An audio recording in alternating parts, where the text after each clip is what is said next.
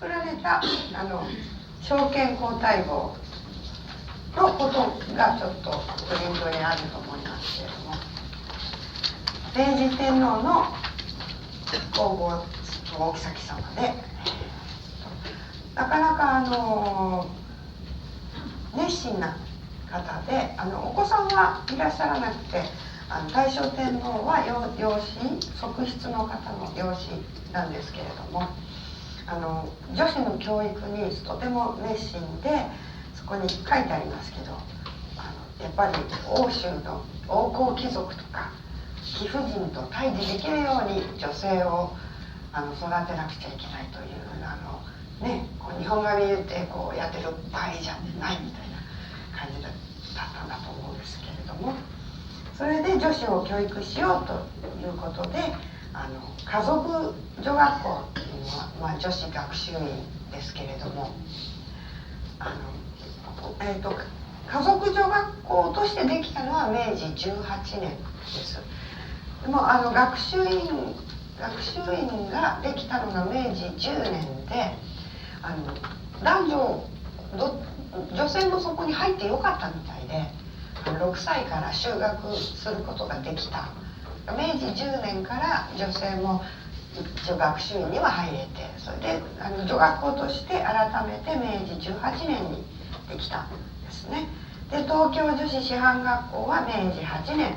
にできて、その時に作るにあたって証券皇太后は5000円の寄付をされているそうです。5000円は今のいくらで、それから、日本赤十字社の発展にも大きく寄与して、で明治40年に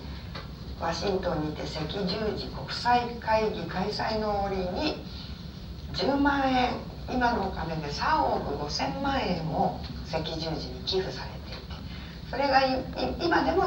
健康体合基金として運用されているということです。で日本の伝統芸能ですね、伝統芸能にもの発展にも尽力されたし、日露戦争の出征軍人や病兵の慰問書を送ったり、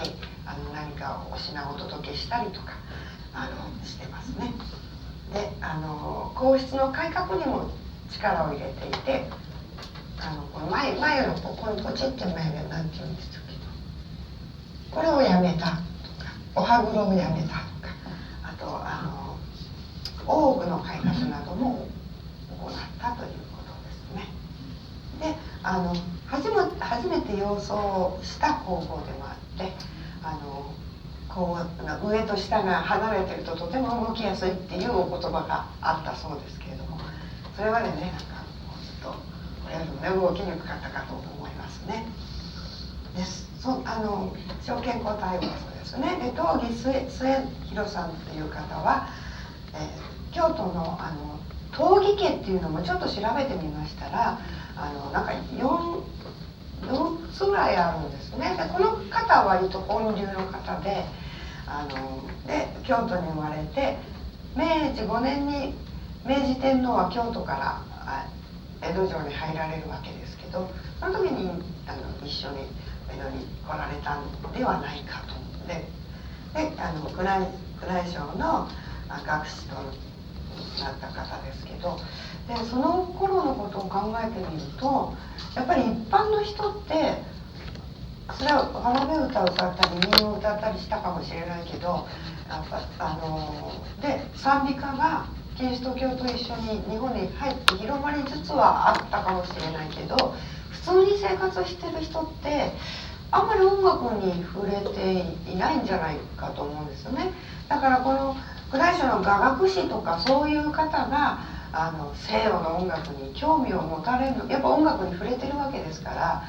興味を持たれるのは当然のことなのかなと思いました。